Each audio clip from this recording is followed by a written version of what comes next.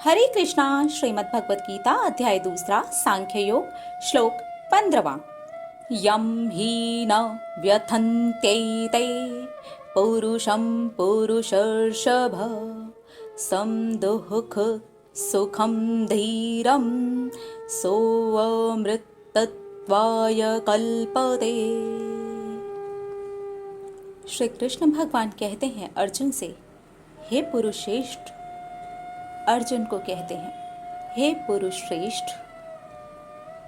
जो पुरुष यानी कि जो इंसान सुख तथा दुख में विचलित नहीं होता, घबराता नहीं है, टेंशन नहीं लेता, परेशान नहीं हो जाता, एक समान ही है उसके लिए, चाहे सुख हो चाहे दुख हो, वो बिल्कुल एक समान बना रहता है, वो मुक्ति के योग्य है, उसे मुक्ति मिलती है। इस श्लोक का तात्पर्य यही है।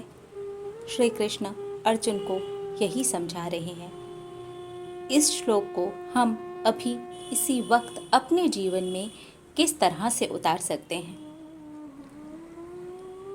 ये श्लोक हमें बहुत खूबसूरत शिक्षा दे रहा है, मजबूत बनाने वाली शिक्षा दे रहा है। सुख और दुख हमें कैसे पता चलते हैं? इंद्रिय बोध की वजह से। आँख, नाक, मुंह, कान, त्वचा, इनके द्वारा ही हम जो कुछ भी देखते हैं, सुनते हैं, छूते हैं, चखते हैं, जो भी महसूस होता है उससे या तो दुख होता है या सुख होता है, अच्छा लगता है या बुरा लगता है, सर्दी लगती है या गर्मी लगती है। इंद्रिय बोध होने के कारण ही ये होता है। लेकिन अगर कोई समझदार इंसान ये समझ जाए कि इंद्रिय बोध की वजह से हो रहा है, ये सच नहीं है, और अगर ये सच है भी तो ये क्षणिक है। ये सच क्यों नहीं है? क्योंकि सच तो सिर्फ एक ही है, अमर तो सिर्फ एक ही है, वो है आत्मा। वो क्षणिक नहीं है, वो तो हमेशा हमेशा के लिए है, वो तो अमर है। जो इतनी बात समझता है, अपने आप को आत्मा समझता है, इंद्रिय बोध की वजह से सुख और दुख दोनों में समभाव रहता है। हमें सुख हो गया है, हम ज़रूरत से ज़्यादा खुश हो गए हैं, क्या ये क्षणिक नहीं है? वो सुख आजीवन चलने वाला है। वो सुख मिलने के बाद हमें दूसरा सुख चाहिए होगा, फिर वो दूसरा सुख मिलने के बाद हमें तीसरा सुख चाहिए होगा। क्या ऐसा नहीं होता? ऐसा ही होता है ना हमारे जीवन में। दुख आया, हम रोना शुरू कर देते हैं। ये क्यों हुआ? ये नहीं होना चाहिए था, ये हमारे साथ नहीं हो सकता, ये मेरे ही साथ क्यों होता है, ये अच्छा नहीं हुआ। क्या ये क्षणिक नहीं है? क्या ये दुख जीवन भर रहने वाला है? जब हमारा शरीर ही क्षणिक है, जब यही अमर नहीं है, तो इससे जुड़ी हुई इंद्रियां, जिनसे भी सुख, दुख, सर्दी, गर्मी हम जो भी महसूस करते हैं, वो कैसे अमर हो सकता है? वो अमर नहीं हो सकता। इसलिए हमें ये समझना बहुत ज़रूरी है कि इंद्रिय बोध की वजह से ये सब कुछ हो रहा है। हमारे मन में जो भी विचार आते हैं, वो भी इंद्रियों के बोध होने के कारण ही आते हैं। विचार चलते रहते हैं, इच्छाएं जागृत होती हैं, इच्छाएं बढ़ती चली जाती हैं, इच्छाएं कम होती चली जाती हैं, आदतें बिगड़ती चली जाती हैं, आदतें अच्छी होती चली जाती हैं। ये सब तो क्षणिक है। इसका मतलब हमें इसे इस तरह से समझना चाहिए। इच्छाएं बढ़ती हैं तो इच्छाएं कम भी तो होती हैं। अगर वो बढ़ सकती हैं तो वो कम भी हो सकती है। मुक्ति का क्या अर्थ है? इसे हमें अपने जीवन में कैसे लगाना है? बस मुक्त हो जाएं, भगवान में लीन हो जाएं, संन्यास ले लें, कहीं दूर चले जाएं। नहीं नहीं, मुक्ति ये नहीं है। मुक्ति अभी इसी वक्त हम प्राप्त करने की सोच सकते हैं। हम जहाँ हैं, जैसे हैं, परिवार में हैं, सदस्यों के साथ हैं, अकेले हैं, सुखी हैं, दुखी हैं, कैसे भी हैं, मुक्ति फिर भी पाने का प्रयत्न हम कर सकते हैं। क्या है मुक्ति? कौन सी मुक्ति? भगवान में लीन हो जाना मुक्ति?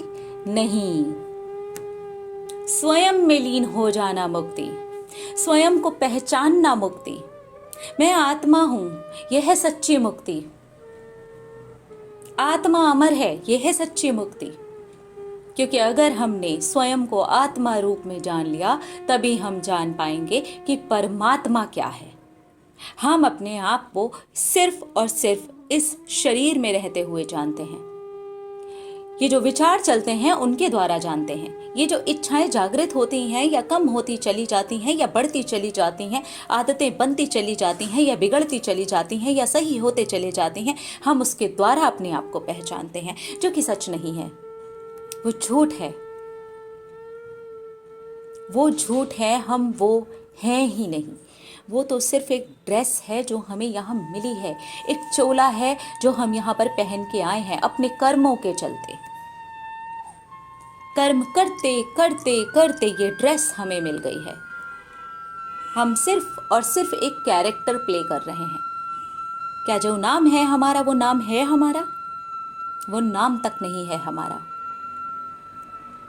क्योंकि वो पेपर्स में लिखा हुआ है, सर्टिफिकेट्स बने हुए हैं, इसलिए हमें लगता है हम वो हैं। हम वो है ही नहीं। ये समझ लेना है मुक्ति। सच्ची मुक्ति है स्वयं को समझ लेना, आत्म साक्षात्कार करना। आत्म साक्षात्कार, आत्म का मतलब अपना, खुद का, स्वयं का। साक्षात्कार करना मतलब देखना। साक्षात्कार कर रहे हैं हम अपना स्वयं का। तो जो इंसान ये समझ जाता है इंद्रिय बोध की वजह से ये सुख और दुख हो रहे हैं, और अपने असली रूप को समझता है, मुक्ति के काबिल होता चला जाता है। बहुत गहरी शिक्षा हमें मिलती है इस श्लोक से, जिसे हमें ग्रहण करना चाहिए और यहीं से समझना प्रारंभ कर लेना चाहिए। हम शरीर हैं ही नहीं। ये जो शरीर हमें मिला हुआ है, क्या ये सच है? हम तो आत्मा हैं। ये जो नाम है, वो नाम हमारा यहाँ रखा गया है। इसके पहले क्या था, क्या हमें पता है? झूठ है ना। यहीं पर बनाई हुई मनगढ़ंत चीजें हैं ना। हमारे कर्मों के द्वारा मिला गया एक चोला है ना। जिस तरह के कर्म किए हैं, अच्छे तो एक्सपेंसिव ड्रेस मिल गया है, बुरे तो थोड़ा सा खराब ड्रेस मिल गया है। ड्रेस तो सबको मिला है। तो यहाँ से क्या एक्सपेंसिव है, हमें क्या करना है, क्या सच्ची अमीरी है, वो जानना इम्पॉर्टेंट है। और वही है असली मुक्ति, क्योंकि वही द्वार खोलती है सच जानने के।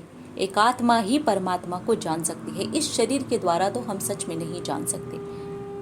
अर्जुन स्वयं सामने जब जब अपने आप को शरीर समझता रहा, अपनी बुद्धि के भरोसे चलता रहा, वो रोता रहा। इसलिए ये ज्ञान हमारे लिए बहुत महत्वपूर्ण है। हमें इसे समझ लेना चाहिए और ग्रहण कर लेना चाहिए।